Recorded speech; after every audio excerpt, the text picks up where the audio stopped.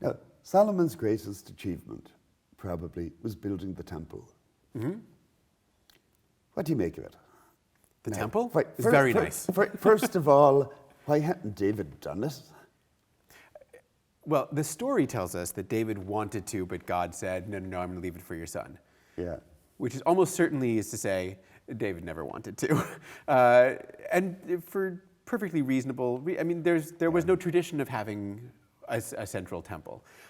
My sense is that Solomon's building of the temple is part of his larger administrative sort of structure. He's instituting in a more formal way almost everything David did. David started gestures toward, a real full kind of monarchy. And Solomon said, oh, so then we're going to need labor, and I'm going to need a palace, and I'm going to need a temple. And, these are the kinds of things that a king has. Yes, and now the kind of things that a king has might not have been all that acceptable to the tribes of Israel, certainly, and this may be a factor in the breakup of the kingdom afterwards. But you can imagine this is why David wanted to go slow on it. Also, when Solomon wants to build a temple, who does he turn to for help? He turns north to where the builders are, to Tyre. And where the timber is. Yeah, exactly. And when he builds a temple, it looks just like a Canaanite temple would have looked. Right, and that's a thing that I think most people don't know, because most people have no sense of the archaeology of the place. But the Jerusalem temple is just a standard, anybody from around that region would have walked by and gone, oh, you built a temple, right? Yeah. We got one of those too. Yeah. Now, what was a temple for? Depends who you ask, doesn't it? I think that for the majority of Israelites, it probably was actually at that time barely important. There were still local sanctuaries everywhere, and people would have been going to their local places. A centralized or a major, this is the royal temple, I think, is the key element. Yeah, and wasn't there also a sense that that's where God really lives? Yes. It's the house of God. Yes, but that was true of every sanctuary. Yeah, right. But this is the house where God lives near the king. Yeah, right. Yeah. The temple in Jerusalem is the nexus of the royal and the divine. Right. That's the place where, and I think this would have been again regionally true. Now you get this in the Psalms. God is in that city; it will not be shaken. Sure. And we'll meet some of this again now when we get to Hezekiah later on. The sacrosanct nature of Jerusalem is because God is there, and He's there because He has His best house there. Right. That's his main residence. His main That's yes, right. yes. That's right. He has vacation homes. He has pied-à-terres all over the country. Yeah. But I do think that it is the house of the deity. Yeah. And there's something important about the fact that it is built by and essentially under the control of the king. Yeah. Now, the Deuteronomists don't feel entirely comfortable with that. And so they have him give this long prayer when he's dedicating the temple and say, but does God really live on earth? Heaven is His throne and earth is His footstool. What is this house that you have made for me? And he says, well, it's just a convenience for people as a place to go where they want to pray. Yeah, this is like so many things. This is one of those things where the biblical texts from a variety of times and places and authors are kind of all over the place about how comfortable they are with where God dwells, where God lives, how God manifests. I do think that maybe the language of does God really live here is perhaps a bit I don't know. It's more a gesture towards a piety. I think they thought God lived there in the end. Yeah. You get a Deuteronomistic compromise, I would say, that God makes His name live there. Does that mean He's not there, that it's only His name? Well, no, it's real. It's still a real presence, so to speak. Yeah. But I think for most people, that kind of nuance would have been totally lost. Yeah. And this would have remained true right down through the Second Temple period, I think, with the New Temple. But it's an attempt to make a theological reservation. One of the great skills of theology is the ability to have things two ways. And so that you can both affirm the presence of God and at the same time have deniability, so to speak. And I think that's going on there, and I very much doubt that that compromise succeeded very well. Sure. Now, what happens eventually after Solomon's death? Well, so the united monarchy of David and Solomon splits up into a northern kingdom of Israel and a southern kingdom of Judah, each now with their own king. And I think it's important to remember, as we've talked about in other contexts, that the united monarchy is really like the historical oddity.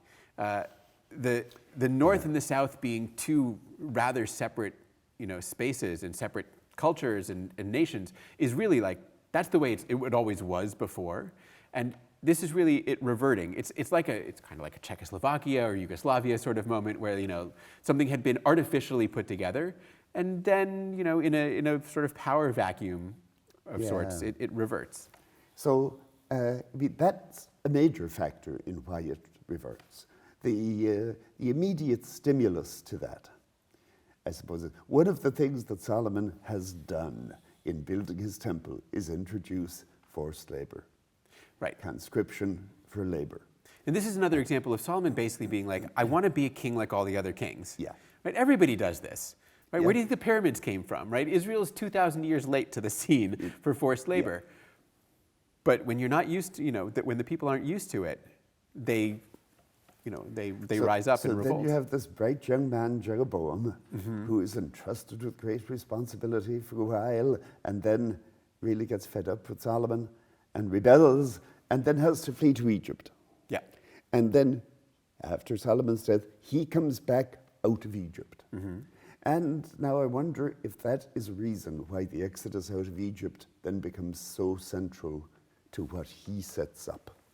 Because in Bethel, he sets up, we're told, these bulls that say, these are your gods who brought you up out of the land of Egypt. Now, I'm not suggesting that there wasn't any tradition about an exodus before that, but we don't really have a whole lot about it, actually, in Judges or Samuel. Interesting. Whereas it becomes absolutely central to the northern kingdom. And it becomes a major point of contrast between the northern kingdom and the southern kingdom, because David never really gave a hoot about an exodus out of Egypt. That wasn't his thing. Yeah. Rare indeed are actually almost any characters that really sort of talk about it in any way. But I mean, I think it's an interesting. First of all, it's useful to point out that these two sanctuaries that Jeroboam builds in the north, one at Dan in the far north, and one at Bethel in the south of the north. Right. So at the extremes of the kingdom, he builds two sanctuaries. He puts golden calves in them, which we should say are not a foreign deity. They're meant to represent Israel's God. They're meant to represent Yahweh. And probably not so directly. I mean, it's an open question. To what degree are they representing the God? Or are they just pedestals or something? I don't know. I think the line is really fuzzy. I think when you put the calves in, you say, these are your gods, O Israel. Or this is your God. Are they any different, say, from the cherubim in the temple in Jerusalem? Hard to know. I mean, and there too, are those manifestations of the deity in one way or another? They're not. That's a question. I suppose we have better evidence for the use of bulls to represent deities. And Ale is called the bull Ale, for example. Right. So. Yeah, so right. In Canaan, this would have been a totally normal representation of a deity. So he sets up these temples in the north and the south, and says, when doing so, right, I'm doing this because I want to make sure that my people here in the north don't go down to that temple in Jerusalem to worship God. I want them to stay here, which is a reminder that sanctuaries are economic hubs. Well, sure. And political hubs. That was people's main day out in the ancient world. This was, go up to, it's the only occasion when they'd eat meat a lot of the time. Yeah. So, it was quite important for him that they not be going off to Jerusalem. But it then becomes, I mean, the establishing of alternative worship sites and sanctuaries to the Jerusalem one could not possibly, there couldn't be a more direct violation of Deuteronomic, right? Deuteronomy's whole point is God will choose the one place to put his name, and that's where you're going to worship, and now it's there, and suddenly we've got these two alternatives, and from this point on, every king in the north that doesn't get rid of these sanctuaries, which is to say, every king in the north, is judged to have committed a sin. And it is the sin of Jeroboam. And now, the sin of Jeroboam is not the use of bulls. No. It's not the iconography. Right. It's just having a temple other than Jerusalem. And probably not until the time of Josiah, whom we'll meet a bit later on, did anybody really see that as a problem? Yeah. It will be a while. Maybe Hezekiah, but at least not.